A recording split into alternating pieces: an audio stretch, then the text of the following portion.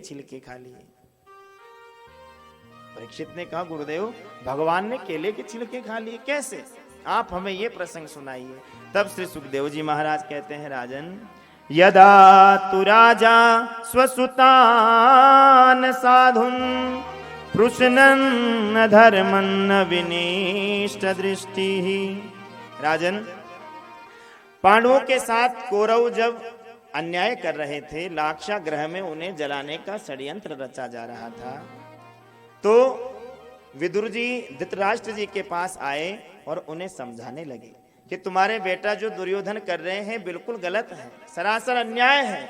और राजन, अन्याय की बेल पर कभी अमृत का फल नहीं लगता। आप अपने पुत्र को समझाइए। पांडव आपके सगे भाई के बेटा है, आधे राज्य के अधिकारी हैं, लेकिन आधा राज्य भी नहीं तो कम से कम 5 गांव तो उन्हें मिलने ही चाहिए। तभी महाराज दुर्योधन आया और दुर्योधन ने सारी बातें सुन ली। तमक करके कहने लगा, अरे दासी पुत्र, तुझे हमने सेनापति बनाया और हमारे प्रति हमारे पिता को भड़काता है। जा, आज ही तेरा सेनापति का पद छीनता हूं। और वस्त्र आभूषण खुलवाकर विदुर जी को महल से निकाल दिया। विदुर जी क्या करते, भगवान का नाम लिया और अपनी पत्नी विदुरानी जी को साथ लेकर के कदली वन चले गए। और कदली वन में संकल्प लिया, अन्न नहीं खाते, केवल फलहार करके ही वहां निवास करते हैं। कदली के फल खाते, ओम नमो भगवते वासुदेवाय, इस द्वादशाक्षर मंत्र का जाप करते और भगवान को याद करते। एक दिन हस्तिनापुर बड़ा सजा हुआ है, पूरी नगरी में महाराज खूब सजावट हो रही है। विदुर जी ने देखा कि आज हस्तिनापुर क्यों सज रहा है, तो किसी ने बताया कि आज द्वारकाधीश श्री कृष्ण की रथ यात्रा निकलने वाली है। तो विदुरानी जी के पास आकर के विदुर जी ने कहा, अरे देवी, आज आपको पता है आज हस्तिनापुर इतना क्यों सज रहा है? विदुरानी जी ने कहा, हमें कैसे पता होगा, हम तो कदली वन में रहते हैं। देवी, आज हमारे द्वारकाधीश श्री कन्हैया अपने रथ में बैठ करके हस्तिनापुर आने वाले हैं। आओ आओ, हम भी हमारे कन्हैया का दर्शन करके आए। विदुरानी जी ने कहा कि स्वामी, अब आपका तो मंत्री का पद भी छीन लिया गया, अब उस भीड़ में हमें कन्हैया का दर्शन होगा कैसे? वहां तो द्वारकाधीश के दर्शन करने के लिए लाखों नर नारियों की भीड़ रहेगी, हमें कन्हैया का दर्शन कैसे होगा? विदुर जी ने कहा, कन्हैया का दर्शन हमें हो या ना हो, लेकिन यदि एक बार भी उस भीड़ में गोविंद की दृष्टि हमारे ऊपर पड़ गई तो जीवन संवर जाएगा, हमारा कल्याण हो जाएगा। आओ आओ, हम चलते हैं। और विदुर जी और विदुरानी जी दोनों पहुंचे और उस लाखों नर नारियों की भीड़ में एक कोने में एक पिलर का सहारा लगा करके विदुर जी खड़े हैं। देखते ही देखते एक बहुत सुंदर रत्नमय रत्न जड़ित रथ के ऊपर, सिंहासन के ऊपर विराजमान होकर द्वारकाधीश श्री कृष्ण आज हस्तिनापुर में प्रवेश कर रहे हैं। लाखों नर नारियां पुष्पों की वृष्टि कर रही हैं, खूब दुंदुभियां बज रही हैं, नगाड़े बज रहे हैं, स्वागत हो रहा है, नृत्य हो रहा है। लेकिन उन लाखों नर नारियों की भीड़ में भगवान ने बरसते हुए उन पुष्पों को नहीं देखा, भगवान ने अपने उस सुंदर स्वागत को नहीं देखा, बल्कि भगवान उस भीड़ में देख रहे हैं, हमारे विदुर काका जी कहाँ हैं, हमारे विदुर काका जी कहाँ हैं, विदुर काका जी कहाँ हैं। देखते ही देखते और अचानक दृष्टि पड़ी, विदुर जी के नेत्र गोविंद से मिले और गोविंद के नेत्र विदुर जी से मिले। दोनों के नेत्र सजल हुए, मयूर रूपी हिलोरे विदुर जी के हृदय में उठने लगे। आज विदुर जी के हृदय में आनंद के हिलोरे उठने लगे और विदुरानी से कह रहे, देखो देखो देवी, गोविंद हमें देख रहे हैं, कन्हैया हमें देख रहे हैं। ये मानो इशारे ही इशारे में कन्हैया ने विदुर जी से कहा, काका जी आपकी कुटिया में अवश्य आएंगे। विदुर जी ने विदुरानी से कहा कि कन्हैया झूठ नहीं बोलते, आप चल करके कुटिया को सजाओ संवारो। कन्हैया ने कहा है तो अवश्य आएंगे, और मैं पांडवों का क्या भविष्य होता है, क्या निर्णय होता है, देख कर के आता हूं। देखते ही देखते भगवान एक बड़े सुंदर सिंहासन के ऊपर विराजमान हुए। दुर्योधन, कर्ण, विकर्ण, सभी भीष्म पितामह सभी आकर के विराजमान हुए और भगवान ने दुर्योधन से कहा, देखो दुर्योधन, मैं पांडवों का शांति दूत बनकर के आया हूं, क्योंकि पांडव तुम्हारे सगे काका के बेटा हैं, सगे भाई हैं, आधे राज्य के अधिकारी हैं, लेकिन आधा राज्य भी नहीं तो कम से कम 5 गांव तो उन्हें तुम दो। तभी महाराज दुर्योधन तमक करके कहने लगा, हे केशव, बिना युद्ध के एक सुई के नोक के बराबर भी भूमि नहीं दूंगा। तभी महाराज कर्ण विकर्ण सभी ने दुर्योधन का हाथ दबाया और कहा, अरे मूर्ख, तुझे शांति दूत से कैसे बात की जाती है ये भी पता नहीं। दुर्योधन ने कहा, कन्हैया, मैं बचपन से ही उदंडी हूं, इसलिए जबान फिसल जाती है। अब ये राजपाट की जमीन जायदाद की बात तो बाद में करते रहेंगे, पहले भीतर चलो। माता गांधारी ने सुंदर सुंदर व्यंजन बनाए हैं आपके लिए, पहले भोग लगाओ। भगवान ने कहा, देखो दुर्योधन, भोग 2 ही परिस्थिति में लगाया जाता है, या तो भोजन करने वाले को अधिक भूख हो तब भोजन किया जाता है, या भोजन कराने वाले के मन में अधिक श्रद्धा हो तब भोजन किया जाता है। ना तुम्हारे हृदय में श्रद्धा है, ना हमें भूख है, और आज का निमंत्रण तो हमारा विदुर काका के यहाँ का है।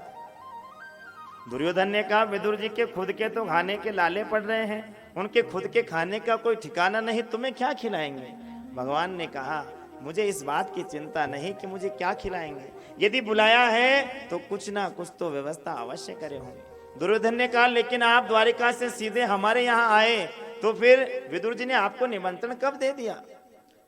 भगवान ने कहा कि द्वारिका में विदुर जी की चिट्ठी गई थी और कहा था कि जब भी हस्तिनापुर आओ सबसे पहला भोजन हमारे घर का ही करना, इसलिए आज का भोजन तो हम वहीं करेंगे।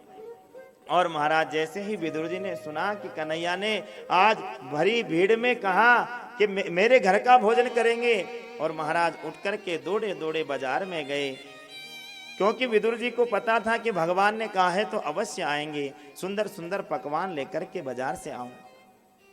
भगवान सिंहासन से खड़े हुए, अपनी चरण पादुका वहीं उतारी। जिस प्रकार भक्त मंदिर जाता है तो अपनी चरण पादुका उतार करके जाता है, उसी प्रकार भगवान भी जब अपने भक्तों के घर आते हैं तो नंगे पैर आते हैं। आज अपनी चरण पादुका वहीं उतार करके भगवान कदली वन की ओर प्रस्थान कर रहे हैं। और कदली वन के आते ही जब विदुर जी की कुटिया दिखी, दरवाजा खटखटाया, विदुरानी जी ने आकर के दरवाजा खोला तो सामने भगवान को देखा, और भगवान को देखते ही आज विदुरानी जी तो महाराज ऐसी पागल हुई, ऐसी पागल हुई, हे गोविंद, हे कन्हैया, आप पधार गए, आप आ गए, और अपनी कुटिया में कन्हैया को लेकर के गए। एक महाराज पाटा हाथ में ले लिया और कन्हैया आप यहाँ बैठ जाओ, गोविंद यहाँ बैठ जाओ, यहाँ बैठ जाओ। पूरी कुटिया की परिक्रमा कन्हैया से करवाई और अंत में पाटे को उल्टा बिछा दिया, गोविंद आप यहाँ बैठ जाओ। उल्टे पाटे पर आज द्वारकाधीश विराजमान हुए और बैठते ही बैठते कहा, काकी जी बुरो न मानो तो एक बात कहूँ। विदुराज जी ने कहा, कहो ना लाला। कहा, काकी जी बड़ी जोर से भूख लग रही है, कछु खावे को होए तो जल्दी से ला करके दो। विदुराज जी ने कहा, लाला आपको भूख लगी है, आपके काका जी अभी आते ही होंगे सुंदर सुंदर पकवान लेकर के, तब तक मैं आपको कदली के फल खिलाती हूँ। दौड़ करके कदली के फल लेकर आई, ठाकुर जी के आगे पत्तल परोसी, और महाराज भगवान के आगमन की खुशी में ऐसी मदहोश हुई, ऐसी पागल हुई कि केले के फल को छिलती, फल को तो दूर फेंक देती और पत्तल में केले का छिलका परोस देती। और भगवान भी उसके भाव में ऐसे विभोर हुए कि उस केले के छिलके को उठा करके भगवान पान करने लगे। केले के छिलके को भगवान पा रहे हैं, विदुरानी जी प्रेम से पवा रहे हैं, विदुर जी ठाकुर जी पाते जा रहे हैं, पाते जा रहे हैं। कम से कम 30-35 छिलके भगवान ने खा लिए, लेकिन ना तो भगवान को पता ना विदुरानी जी को पता। अचानक विदुर जी आए, दरवाजा खटखटाया, दौड़कर विदुरानी जी गई। विदुर जी ने कहा, अरे तुम्हें पता है आज गोविंद ने मेरा भरी सभा में कैसा सम्मान किया, सबके सामने कहा कि आज का भोजन तो विदुर काका के घर का ही करूंगा। और कन्हैया ने कहा तो वो आता ही होगा, जल्दी से तैयारी करो। विदुरानी जी ने कहा, आते नहीं होंगे, वो आ चुके हैं, वो तो भीतर बैठे हैं। विदुर जी दौड़ करके गए, जाकर के देखा तो गोविंद के हाथ में केले का छिलका है और केले के छिलके को कन्हैया पा रहे हैं। नेत्र सजल हो गए विदुर जी के, नेत्रों से अश्रुधारा निकलने लगी। हे गोविंद, हे केशव, हे द्वारिकाधीश, आप 56 भोग स्वीकार करते हैं, माखन मिश्री का भोग आप लगाते हैं। आज इस गरीब की कुटिया में आने का अवसर मिला और खाने के लिए केले के छिलके मिले। कन्हैया मुझे माफ कर देना। और अपने झोले से एक लड्डू निकाल करके कहा, गोविंद आप ये खाओ। भगवान ने लड्डू खाया और लड्डू खा करके कहने लगे, काका जी बुरो न मानो तो एक बात कहूं। हाँ कहो न लाला। भगवान ने कहा, काका जी जो स्वाद वह केले के छिलके में मुंह को आ रहे हो, वो स्वाद आपके या पकवान में या लड्डू में नहीं आ रहे हो। भगवान कहते हैं कि जो स्वाद विदुरानी जी के भाव के छिलके में, केले के छिलके में मुझे आ रहा था, वो आज आपके इस पकवान में, इस लड्डू में मुझे नहीं आ रहा। क्योंकि भगवान कहते हैं, भाव का भूखा हूं मैं, भाव ही बस सार है। भाव से मुझको भजो तो भव से बेड़ा पार है।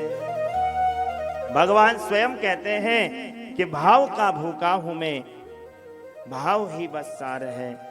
भाव से मुझको भजो तो भव से बेड़ा पार है। भगवान केवल और केवल भक्तों के भावों को देखते हैं। भगवान ये नहीं देखते कि आप क्या अर्पण कर रहे हैं, कितना धन चढ़ा रहे हैं या क्या भगवान को भोग लगा रहे हैं। भगवान तो ये देखते हैं कि भोग लगाते समय आपका भाव कैसा है, किसी भी वस्तु को अर्पण करते समय आपका भाव कैसा है। जहाँ श्रेष्ठ भाव होता है वहाँ भगवान कृपा अवश्य करते हैं, अवश्य करते हैं। लेकिन फिर भी महाराज लोग कहते हैं भगवान आते नहीं, लोग कहते हैं भगवान आते नहीं। लेकिन सच तो ये है कि मूर्ख होते हैं वे लोग